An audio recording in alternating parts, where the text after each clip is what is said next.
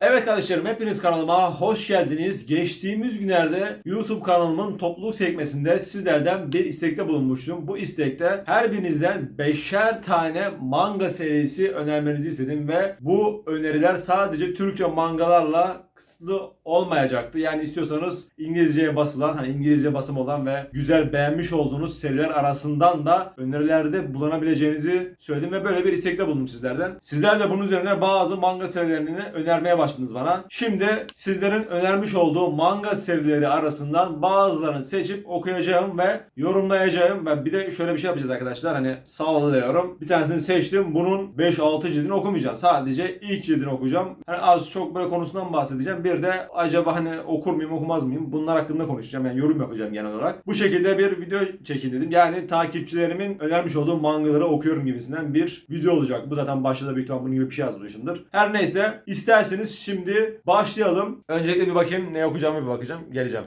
İlk başta Efe Ayan kardeşimin önermiş olduğu 20th Century Boy manga serisinin ilk cildini okumaya başlayacağım. Ve tabii ki de bunu internetten okuyacağım. Bende cildi bulunmuyor. Zaten Türkçe'de çevrilmemiş bir seri bu, biliyorum. Fakat bence bu seri ileride bir yayın evi tarafından kesinlikle ama kesinlikle çevrilecektir ve tahminimce bunu Marmara çizgi yapacaktır diye düşünüyorum. Çünkü Marmara çizgide biliyorsunuz Monster serisi basılıyor şu an. O bittikten sonra büyük ihtimal bu tarz, hatta bu seriye basacaklardır diye düşüncelerim mevcut. Çünkü aynı mangakaya ait bir manga serisiymiş bu. O yüzden bence o bittikten sonra, yani Monster bittikten sonra buna geçiş yapacaklardır diye düşünüyorum. Dedikten sonra ben şimdi 20th Century Boys manga serisinin ilk cildini okumaya geçiyorum. Bittikten sonra yani yine buraya gelip sizlere seri hakkında düşüncelerimi söyleyeceğim. Bye. Evet dostlar, an itibariyle 20th Century Boys'un ilk cildini bitirmiş bulunmaktayım.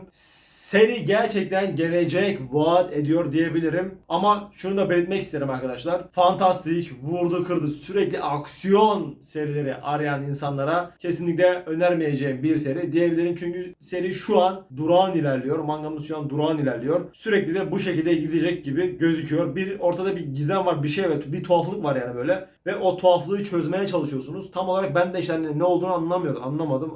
Yani size de anlatamıyorum. Ki bunda büyük ihtimal ilerleyen ciltleri okudukça göreceğiz ve çözmeye çalışacağız gibime geliyor. Yani bunu tek cildi okuyarak aslında anlamak imkansız. Ama tek cildi okuyarak şunu size söyleyebilirim. Seri gerçekten bence okunacak bir seriye benziyor. Farklı bir seriye benziyor. Yani diğer manga serilerine kıyasla farklı bir yerde duruyor. Monster da aynı bu şekildeydi. Monster'da farklı bir havası vardı. Farklı bir hikayesi vardı. Güzel bir hikayesi vardı. Bu da aynı o şekilde gelecek vaat ediyor diyebilirim. Yani okunur mu? Bence okunur. Ama mangaya yeni başlayan insanlara kesinlikle ama kesinlikle önermeyeceğim bir seri olacaktır diyebilirim. Hikayesine gelecek olursak bir arkadaş grubu var ve bu arkadaş grubu kendilerine bir barınak yapıyorlar arkadaşlar.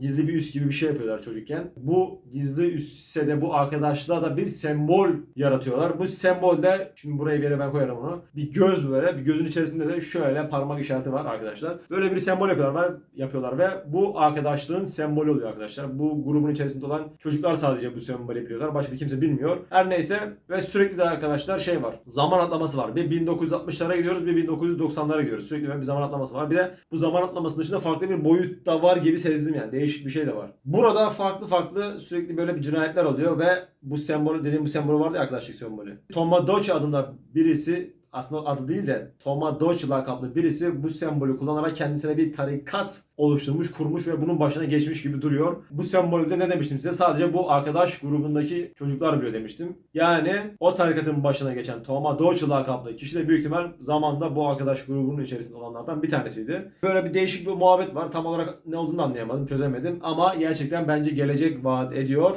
Buradan Efe kardeşimize güzel seriyi bizlere önerdiği için teşekkürümüzü sunalım. Onu buradan öpelim. Şimdi bir diğer seriye siz geçin, devam edin. Ben onu diğer gün çekeceğim. Başka bir gün çekeceğim yani. Let's go.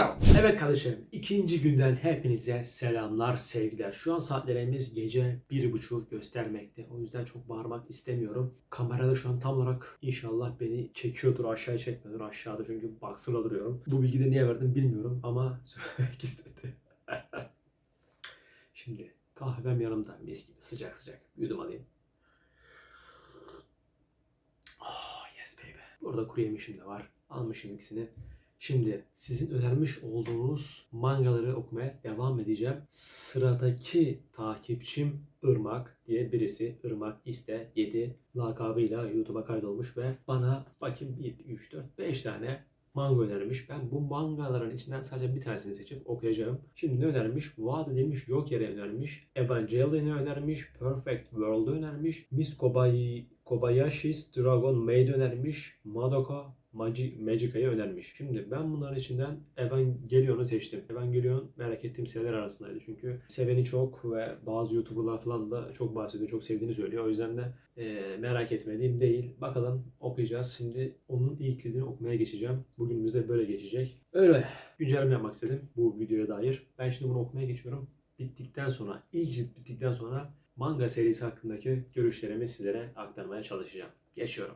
Evet dostlarım, an itibariyle şu an saatlerimiz gece 2.30'u göstermekte. O yüzden çok bağırarak konuşamayacağım. Şimdi Evangelion mangasının ilk cildini an itibariyle bitirdim ve size ilk cilt hakkında ve manga hakkındaki düşüncelerimi aktarmaya çalışacağım. Buradan tekrardan İrem'di sanırım. İrem'e çok teşekkür ediyoruz. Yorum yaptığı ve bu etkinliğe katıldığı için teşekkürlerimizi tekrardan ediyoruz. Selamımızı gönderiyoruz. Şimdi Evangelion mangasına gelelim. Ana karakterimiz Shinji adında 14 yaşlarında bir gencin hikayesi. Başına gelenleri anlatıyor sanırım. Öyle anladım. Şimdi Shinji direkt olayların içine çekiliyor. Hikaye bu şekilde başlıyor. Yani bir uzaylı ırkı mı var, bir havari adında yaratıklar var. Bunlar dünyaya saldırıyor. Onların tam olarak ne olduğunu anlamış değilim. Çünkü daha sadece ilk cildi okudum. Yani başka ülkelerin yapmış olduğu yani teknolojisinin gelişip de böyle bir ırk yaratıp, böyle bir robot yaratıp bu ülkeye yani Shinji'lerin ülkesine saldıkları bir yaratık mı bunlar yoksa uzaydan gelen yaratıklar mı bunlar? Onu daha ilk cilden tam olarak anlayamadım arkadaşlar. Ama sanırım %80-90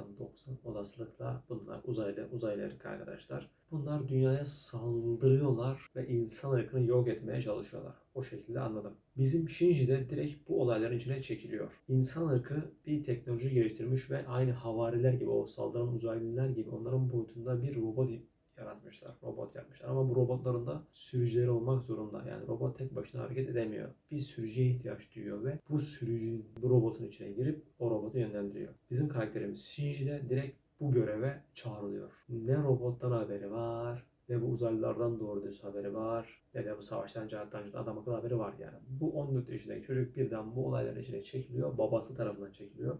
Babası da tam bir aşağılığın teki. Yani bir şey demek istemiyorum. İlerleyen ciltlerde belki bu şekilde davranmasının bir sebebi vardır. Bu anlatılıyordur. O yüzden çok da babası hakkında kötü bir şey demek istemiyorum. Belki bir sebebi vardır yani bu şekilde davranmasının. Ama Shinji'nin hissettiklerini yani o konuya geleceğim. Durun şimdi. O konuya geleceğiz. Shinji'nin hissiyatını hissettiklerini geleceğiz oraya. Nerede kalmıştık? Olayların içine çekiliyor demiştik. Shinji olayların içine çekiliyor ve birden robot sürücüsü oluyor. Robotun içine giriyor. Bu havariyle savaşa girişiyor ve bir şekilde bunun üstesinden geliyor. Havariyi alt ediyor hiçbir şey bilmeden. Bu nasıl böyle oldu, bu şekilde oldu? Hiçbir şey bilmeden robotu kullanmayı, sürmeyi ve hatta robotu bile dahi görmemişken nasıl bu şekilde birden sürebildi ve savaşabildi ve bu tehlikeli yaratığı yani dünyayı yok edebilecek yaratığı yenebildi. Burasını gerçekten aklım almadı. Ama bu kısımda oluşan soru işaretini de bence ilerleyen bölümlerde manga bize bir şekilde anlatıyordur. Yine diyorum ilk cilde okuduğum için burada yine bir soru işareti var. Yani Shinji'nin bu robotu binip de havanın üstesinden gelebilmesinin bence bir sebebi var. Babası bu robotu inşa ettiği için, yarattığı için belki onunla bir alakası vardır bilmiyorum. Onlar dediğim gibi ilerleyen bölümlerde anlatılıyordur. Ben şu an ilk bölümdeki okuduklarımı ve hissiyatımı size aktarıyorum. Şimdi hissiyat demişken burada Shinji'nin yaşadıklarına ve yaşadıklarından sonra içerisinde hissettiği duygulara gelelim. Gerçekten Shinji'nin yalnızlığını sonuna kadar hissettim diyebilirim. Sanırım Shinji'nin annesi yok, babası var ve amcası tarafından bir şekilde yetiştirilmiş bir karakter, bir çocuk, genç bir kardeşimiz. Babası tam bir işkolik, kendisini işine adamış, insanlığa adamış bir adama benziyor. Yani çocuğu umurunda değil gibi o şekilde gözüküyor. Ve Shinji de bu şekilde düşünüyor ve bu şekilde hissediyor. Yani babası var ama babası tarafından hiç umursanmıyor, hiç düşünülmüyor gibi hissiyata kapılmış. Amcası zaten hiç sallamıyor. Yani amcası çocuğu büyütmüş ne arayıp ne soruyor. Çocuğun başına ne geldi ne bitti. Arayan soran yok. Annesi de dediğim gibi sanırım yok. Ölmüş herhalde bir şekilde. Onu da dediğim gibi ilerleyenlerde görürüz. Varsa da görürüz. Yani dediğim gibi çocuk tek başına ve o yalnızlığı sonuna kadar hissediyor. Siz de bu yalnızlığı o hissederken hissetmeye başlıyorsunuz. Yani düşünsenize arkadaşlar, 14 yaşındasınız. Ne babanız tarafından seviliyorsunuz, ne umursanıyorsunuz. Ne çevrenizde adam akıllı bir arkadaşınız, bir dostunuz var. Hiç kimse yok. Sadece Misato adında bir kız var. O da zaten hayatına birden giriyor. Ve Misato'nun da amacı yine bir şekilde Shinji'yi o robota binmekten, o sürücülükten vazgeçirmemek ve yine kendisini, yani insanlığı kurtarmaya çalışması için Shinji'yi o robota binmeye ikna etmek gibi bir amacı var gibi gözüküyor. Yani Shinji'nin duyguları, hissettikleri umurunda değil gibi gözüküyor şu an anladığım kadarıyla. Yani Shinji o robota binsin, o gelen havalarla savaşsın, bizi kurtarsın, benim için bu yeterli gibi hissiyat var. O vibe'ı aldım. Tabi ilerleyen bölümlerde bunlar değişecektir. Aralarındaki ilişki bambaşka boyutlara gelecektir. Görürüz. Yani okunmaya değer mi bu? Bence okunur arkadaşlar. Güzel hikayesi var. Hoşuma gitti. Farklı bir olay var. Uzaylı ırk tarafından sanırım işte dünya istilaya uğramış ve insanlık bunun için bir şeyler yapmaya çalışıyor gibi bir hikayesi var gibi geldi bana. Güzeldi. Hissiyat da güzeldi. Bakalım. Bu da böyleydi. Bir sonraki günde hangi manga okuyacağız onu da siz diğer güne geçerek bakabilirsiniz. Let's go. Aldığımız yerden devam ediyoruz. Şimdi sırada okuyacağımız mangayı ben seçtim. Ve bu okuyacağım mangayı da Temmuz 3686 lakaplı kardeşimiz bize önermiş. Onun üstünde de Alice in Borderland'ı önermiş. Bu manga normalde Türkçe'ye çevrildi diye biliyorum. Fakat bende onun cildi bulunmuyor. Bir de altta Summertime Rendering diye bir manga serisini önermiş. Bu Summertime Rendering sanki Slice of Life tarzı gibi bir şey. Baktım ufaktan da böyle göz ucuyla ona benzettim. O yüzden bir de onu seçmek istedim. Hani bu sefer de böyle bir şey okuyalım dedim. Hep böyle savaş, gürültü, patırtı olmasın. Araya böyle güzel şeyler de bence serpiştirelim. Güzel olacaktır diye düşündüm. Onu seçtim. Şimdi ben bunu okumaya gidiyorum. Geldiğinde yorumlarımı sizlerle paylaşırım. Let's go. Vay vay vay vay vay vay. Lan bu seri neymiş lan böyle? Gerçekten hiç beklediğim gibi çıkmadı. Resmen ters köşe oldum diyebilirim. Bugünün başında, bu videonun başında size ne demiştim? Biraz şiddetten uzaklaşalım. Slice of Life tarzı kafa dinlemelik bir seri okuyalım dedim. Hatta bu serinin başını da ona benzettim. Benzetmez olaydım. Lan hiç beklemediğim bir şey çıktı ya bu seri. Vallahi hiç beklemediğim bir şekilde çıktı karşıma ya. Yani bu seri kime önermişti bir bakacağım ya arkadaşlar. Ona tekrardan bir teşekkür edeceğim. Temmuz. Adamsın. Adamsın, adamsın. İyi ki de Alice in Borderland Türkçe'ye basılmış ve onu tercih etmemişim. Onun altındaki önermiş olduğu Summertime Rendering'i tercih etmişim. Bu seriyi ilerleyen zamanlarda kesinlikle okuyup bitireceğim ve şurada eğer yayın evlerinden izleyenler varsa onlara lütfen ama lütfen söylüyorum, bu seriyi bir şekilde alın ve basın. Bakın gerçekten pişman olmayacaksınız ve gerçekten bu manga özelinde fena satışlar yapacaksınız. Bakın bunu şiddetle tavsiye ediyorum. Hatta ben bu serinin bir incelemesini yapacağım. Ayrı uzun versiyonunu yapacağım. Gerçekten çok beğendim, çok bayıldım. Farklı bir konu, farklı bir boyut. Mükemmel. Şimdi bu tarz yorumlarımı dikkat ettiyseniz çok fazla tuttum. Konuya girmek istemedim. Çünkü konuya girip de size çok fazla spoiler vermek istemiyorum. Sadece şunları söylemek istiyorum. Arkadaşlar manganın kapağına bakacaklarınız olacaktır ki ben buraya bir yere yine kapaklarını koymuşumdur. Hiç alakası yok. Ben buna ne dedim size? Sanki bu şey gibi Slice of Life böyle yaz mevsiminde güzel bir aşk hikayesi okuyacağız gibisinden düşünmüştüm. Hafif de komik momik carçut diye düşünmüştüm. Hiç alakası yok arkadaşlar. Hiç alakası yok. Ve bu arada bu seri arkadaşlar 13 ciltten oluşuyor. Toplam baktım Wikipedia'dan.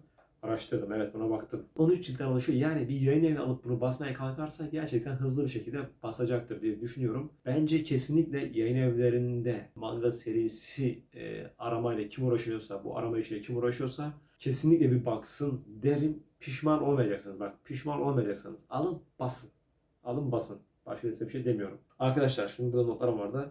Shinpei adında bir erkek karakterimiz var. Kendi yaşadığı, büyüdüğü adaya geri dönüyor. Bunun yaşadığı yer bir ada. Ve adada arkadaşlar 700 kişi yaşıyor, yaşamıyor. Yani böyle bir ada. Ve sanırım ada sürekli yaz mevsimini yaşamakta. Sürekli yaz oluyor oralarda. Sanırım o şekilde. Ya da çoğunlukla o şekilde. Neyse.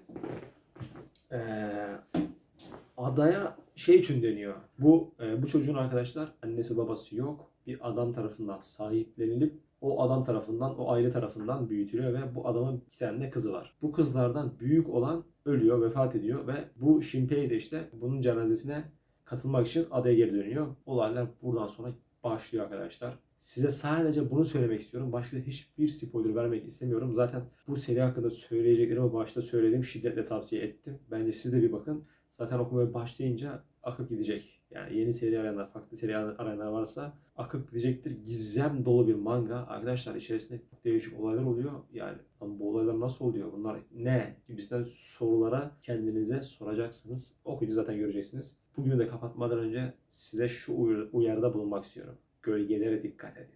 Bir sonraki günden yine hepinize selamlar. Videomuz kaldığı yerden devam ediyor. Takipçilerimin önermiş olduğu manga serilerini okumaya devam ediyorum. Dünkü okumuş olduğum manga gerçekten çok güzeldi. Yani bayıldım diyebilirim. Bakalım takipçilerimin önermiş olduğu mangalar arasında dünkü etkiyi bırakabilecek başka bir seri çıkacak mı? Veya hani onun kadar etki bırakmasa da ona yaklaşabilecek, o etkiye yaklaşabilecek başka bir mengeneden manga okuyacak mıyız? Hep beraber göreceğiz.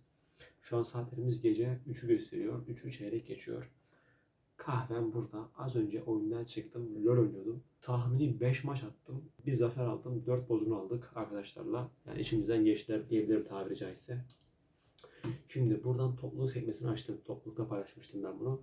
Ve bu seriden sonra, yani bu bittikten sonra, bu videoyu yayınladıktan sonra bu seri devam edecek. Bu bir seri haline gelecek arkadaşlar. Burada haberiniz olsun. Mesela bir dahakine şöyle demeyeceğim, şöyle yazmayacağım. Yani sevmiş olduğunuz manga serileri önerin demeyeceğim. Şunu diyeceğim mesela, sallıyorum 5 tane seinen manga serisi önerin. 5 tane aşk temalı manga serisi önerin. 5 tane spor temalı manga önerin gibi anladınız mı ya? Bunu biz çok daha böyle ayrıntılı bir şekilde farklı videolar haline getirebiliriz diye düşünüyorum bu seriyi.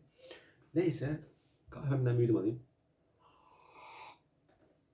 En son Temmuz 3686 like adlı takipçimin önermiş olduğu manga okumuştuk. Onun üstünde Akaza yorum yapmış. Onu geçmiştim, söylememiştim ama Akaza'ya da buradan yine bir teşekkür edelim. Çünkü niye?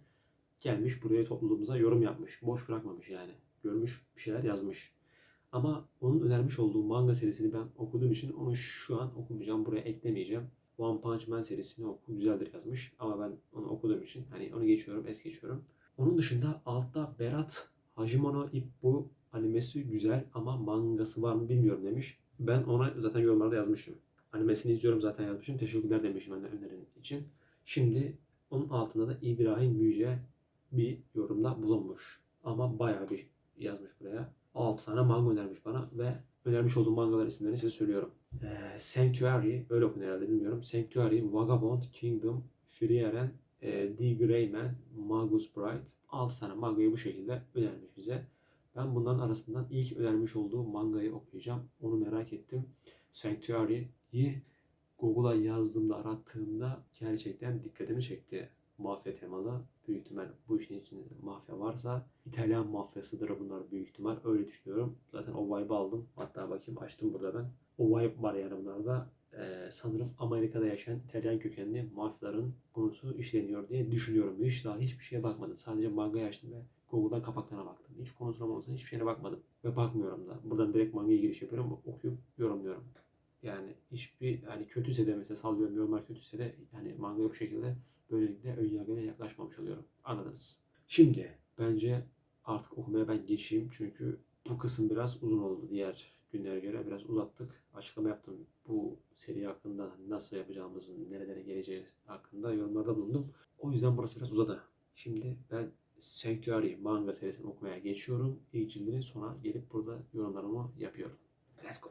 Evet kardeşlerim, an itibariyle Sanctuary'nin ilk cildini bitirmiş bulunmaktayım. Şu an saatimiz gece 4 çeyrek. Yani tam bir saat oldu. Yani bir yandan okuyorum, bir yandan da buradan bir şeyler izliyorum. Bir yandan alttan müzik açıyorum mesela. Ne açtım ben bunu okurken? YouTube'a şey yazdım. Mafya, ambiyans tarzı bir şey yazdım. Arkadan güzel böyle mafya tarzı müzikler, klasik müzikler böyle alttan geldi. Ve bir yandan da serimi okumaya çalıştım. Bu şekilde siz de yaparsanız Manga okurken daha da fazla zevk alacaksınızdır. Buradan göreceksiniz okuduğunuzda, bu dediğim yaptığınızda. Her neyse, mangamıza gelecek olursak. Mangamız başta söylediğim gibi çıkmadı. Ben başta ne demiştim? Amerika'da yaşayan İtalyan mafyalarını anlatıyor gibisinden konuşmuştum. Öyle düşünmüştüm fakat o şekilde çıkmadı. Burada Yakuzaları konu almış mangakamız. Yani Yakuzalar üzerinden mafyacılığı oynuyor. O şekilde okuyoruz. Yani manga beni çok içine çekti diyemem. Ama mangaya kötü de diyemem. Bu seriye kötü de diyemem. Çünkü geçtiğimiz günlerde yakın zamanda ben Sopranos dizisini bitirdim. Yani belki de hala onun etkisindeyimdir. Hatta belki değil, hala onun etkisindeyim diyebilirim. Bunu okurken kafamda sürekli o seriyle kıyaslama yapıyorum ve o şekilde de bakınca bu seri onun yanında biraz sönük kalıyor diyebilirim. Tabii manga ile televizyon dizisinin ne alakası var diyeceksin ama bilmiyorum yani. İster istemez o şekilde içinde bir kıyaslama oluyor çünkü ikisi de mafya temalı olduğu için. Fakat şimdi şöyle bir şey de var. Ben sadece ilk cildini okudum. Yani daha bunun bir sürü cildi var hani. Hepsini okuyup sonunu getirdiğimde bende uyandıracak olan etkiyi bir görmek lazım.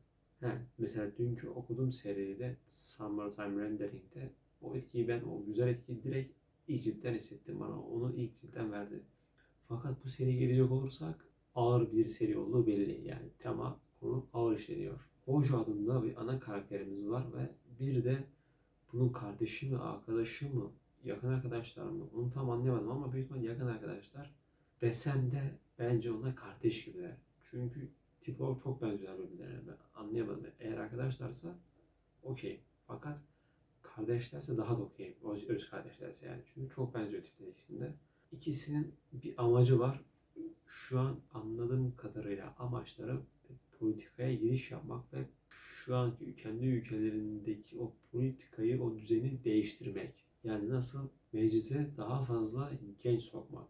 Yaşlılardan arındırmak meclisi ve dediğim gibi yine meclisi canlandırmak, gençlerle donatmak ve bu şekilde de ülkeyi bambaşka bir boyutlara getirmek gibi bir amaçları var gibisinden bir konu işlenmiş. Öyle hissettim ama tabii ilerleyen bölümlerde nasıl olur?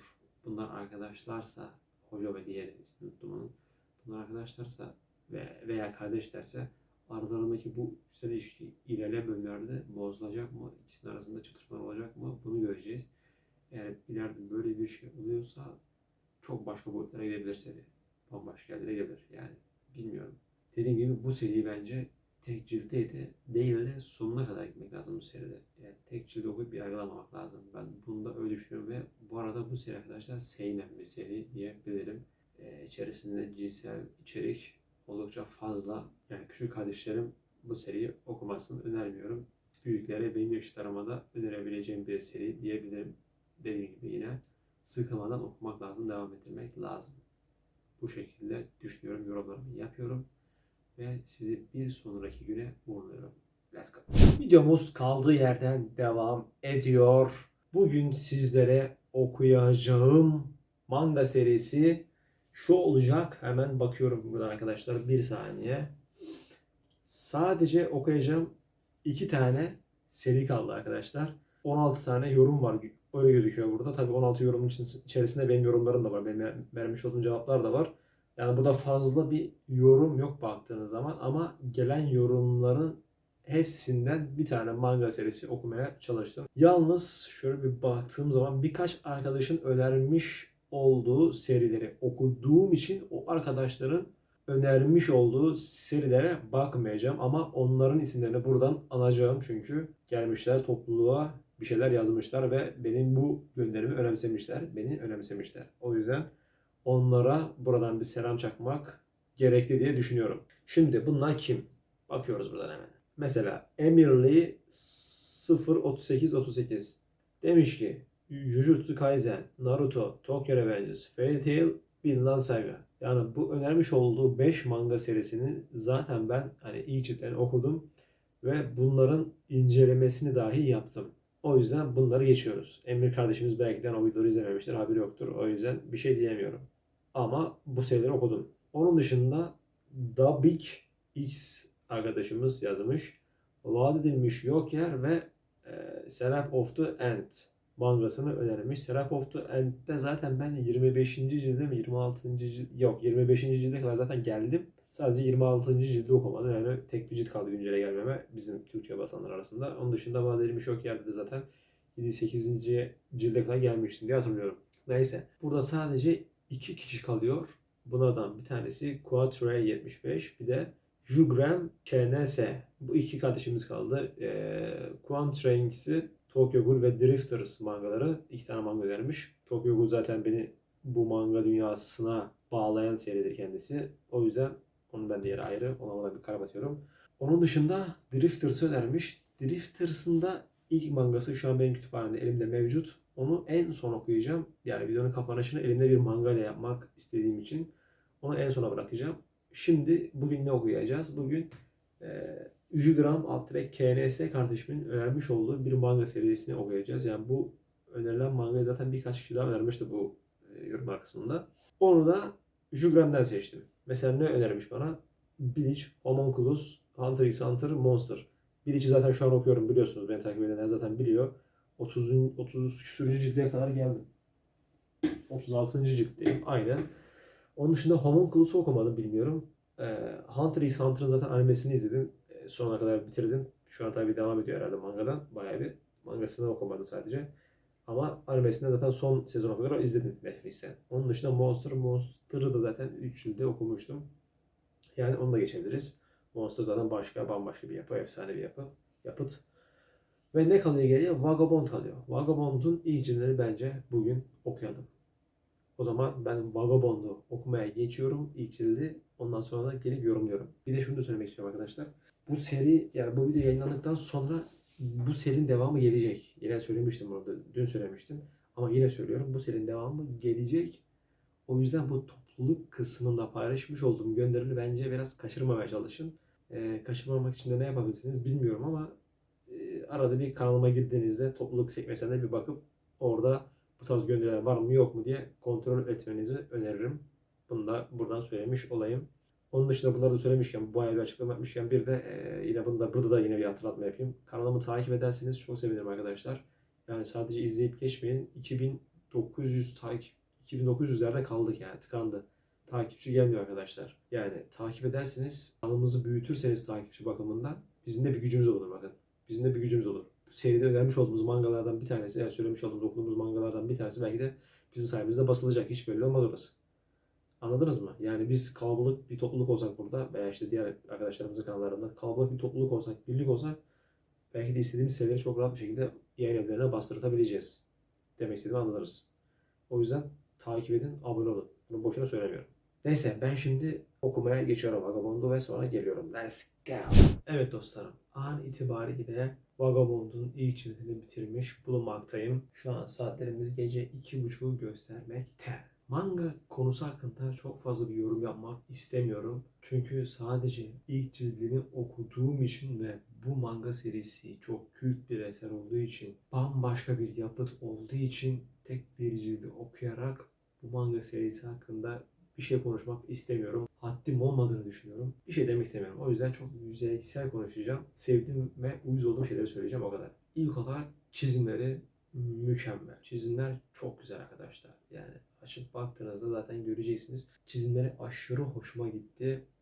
Onun dışında Takezo karakteri gerçekten karizma bakımından çok iyi olmuş. Aynı zamanda da dövüş kabiliyeti gücünü de bu karizmasına katarsak karizmasına karizma katmış diyebiliriz. Çok iyi olmuş yani Takezo karakteri. Tam tersi de Takezo'nun arkadaşı, dostu olan Matahachi mi'nin ismi ya. Dostu olan Matahachi. Takezo nasıl asil, karizmaysa, güçlüyse, Matahachi de tam tersi. Salağın teki. Gerizekalı. Yani arkadaşlar ilk ciltte okurken göreceksiniz, yani Takezo canını dişine takmış, orada savaşıyor, bir şeyler yapıyor, bir grup haydut mu diyeyim ne diyeyim, biz işte askerle savaşıyor böyle bir yerde. O arkadaşın yaptığı şeyi gösteriyor o sırada. Yani Matahachi, senin yapacağın işi ben bir şey diyeceğim şimdi, olmayacak. Anladınız siz demek istediğimi. Onun dışında Matahachi'ye uyuz olduğum kadar bir de Matahachi'nin annesine ayrı bir ayar oldum. Lan ne bir salak karısın lan sen. Ne salak bir karısın ya. Be kardeşim, ne salak bir karısın sen ya. Ne uyuz bir şeysin ya. manga serisini okumaya başladığınız alttaki yorumlarda da zaten göreceksiniz. Matahachi'ye de annesine de söylenmedik söz bırakmamışlar arkadaşlar. Aynısını ben de söylüyorum. Bu videoda şimdi burada söylemek istemiyorum ama aynısını ben de söylüyorum yani. Sizin ben yapacağınız işi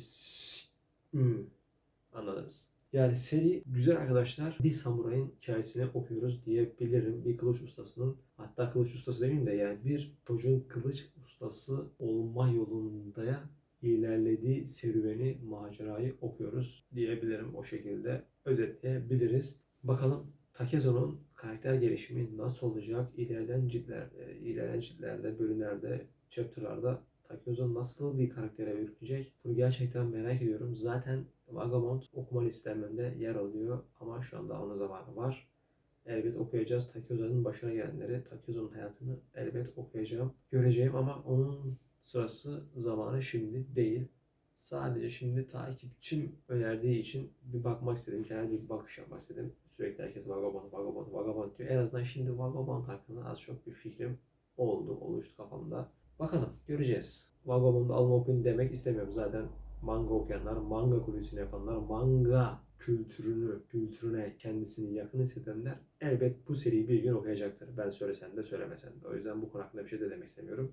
Bakalım, ben genel itibariyle beğendim ve merak ediyorum. Neler olacak, neler bitecek. Bakalım. Çok bakalım dedim herhalde yani. Okey. Ben kaçıyorum. Siz bir sonraki güne geçin. Drifters hakkında bakalım ben neler demişim. Evet kardeşlerim, son güne gelmiş bulunmaktayız. Yani son gün derken önerilen mangalar arasından son seriye gelmiş bulunmaktayız. Quattro 75 lakaplı takipçim biliyorsunuz ki Drifter serisini önermişti. Bunu zaten dün söylemiştim. Şimdi de ben bunu okumaya geçiyorum arkadaşlar. Bunu okuyup geleceğim.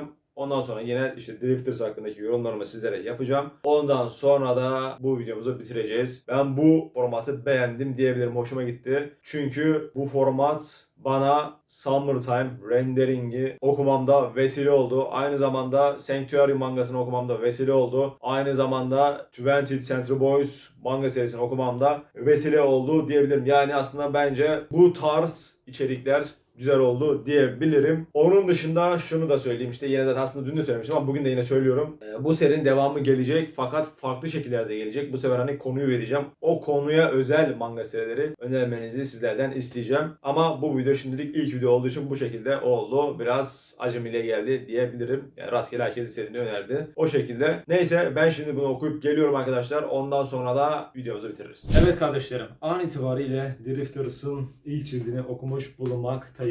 Drifters'ın mangakasını Hellsing'den bilirsiniz. Hellsing ve Drifters'ın mangakası aynı arkadaşlar. Yani Hellsing'i okuyup beğenmişseniz, o çizim tarzını beğenmişseniz aynı çizim tarzını burada da göreceksiniz. Hellsing ile bunu kıyasladığım zaman aslında Hellsing'in hikayesinin olabilitesi daha yüksekti. Daha güzel yerlere gidebilirdi. Fakat ben Hellsing'in hikayesini çok da beğenmemiş. Çok güzel bulmamıştım. Fakat Drifters mangasının hikayesi sanki çok daha güzel yerlere gidebilecek gibi gözüküyor ama mangaka umarım o seriyi batırdığı gibi buraya da batırmaz. Daha güzel bir şekilde hikayeyi anlatabilmiştir diye umut ediyorum. Bunun hikayesini Hellsing'e göre ne kadar çok hani beğendim desem de çok da hani anladın mı diye soracak olsanız çok da anlayamadım. İçerisinde şöyle bir şey var arkadaşlar. Sürüklenenler ve atılanlar adında iki grup var ve biz bu iki grubun çatışmasını izleyeceğiz gibi gözüküyor. O şekilde anladım. Bakalım neler olacak. Onun dışında içerisinde bazı kahramanlar var. Sanırım bu kahramanlar tarihin belli zamanlarında ismini duyurmuş ve büyük işler başarmış karakterlerin isimleri ve bu karakterler mangakamızın içerisinde mevcutlar. Fakat ben hani onların kim olduklarını bilmiyorum. Gerçekten de bilmiyorum. O yüzden biraz cahil kaldım diyebilirim. Ama hikaye bakımından bakacak olursak güzel yerlere gidebilecek gibi gözüküyor. Bakalım. Okunabilir mi? Okunabilir. Hazır şu an manga Türkçe'de çevriliyorken alıp okunabilir. Fakat manga demişken şunu da bir söylemek istiyorum. Bu manganın şömizi arkadaşlar aşırı derecede kötü yapılmış. Yani bildiğiniz A4'e basılmış gibi çok ince, yani aşırı ince. Yani şömizi bundan çıkartırken bile çok korkarak çıkardım. Yırtılacakmış gibi bir hissiyat vardı. O yönden biraz benden kötü puan alıyor arkadaşlar. Yani mangayı basan yayın evi biraz o yönden kötü basmış bence. Bunu söyleyeceğim, saklamayacağım arkadaşlar. Komik şeyler basıyor bu arada, şuradan gördüm. Komşular bunu bence kötü yapmış. Şömüzü çok kötü. Hiç şömüz yapmasalarmış, şömüze verecekleri parayı şu kapağı biraz daha sertleştirselermiş daha iyi olurmuş. Daha mantıklı olurmuş diye düşünüyorum. Bilmiyorum siz ne düşünüyorsunuz. Neyse, bunu bırakıyorum şimdi. Evet. Bir videomuzun daha sonuna gelmiş bulunmaktayız arkadaşlar. Umarım bu videoyu beğenmişsinizdir. Beğendiyseniz lütfen beğenmeyi unutmayın. Videonun geçmiş kısımlarında da söylemiştim. Yine söyleyeyim. Abone olmayı kesinlikle unutmayın arkadaşlar. Abone olup takipçimizi arttırmamız önemli. Onun dışında başka söyleyecek bir şey yok. Topluluk sekmesine dediğim gibi arada bir bakmayı unutmayın. Benim kanalıma gidip de topluluk sekmesine arada bir bakmayı unutmayın. Çünkü yine bu tarz etkinlikleri yapacağım. Duyurusunu oradan yapıyorum, bu tarz etkinliklerini görürsünüz oradan. O şekilde Instagram'dan da takip etmek istiyorsanız edebilirsiniz. Instagram ismimi koyuyorum. Aynı zamanda mangalarla alakalı şeyler paylaştığım Instagram'ımı da yine buraya koyuyorum. Aynı zamanda TikTok hesabımı da yine buraya koyuyorum. Bakarsanız, istiyorsanız takip ederseniz siz bilirsiniz. Neyse, bir sonraki videoda görüşmek üzere diyorum. Ben kaçıyorum. Bay bay.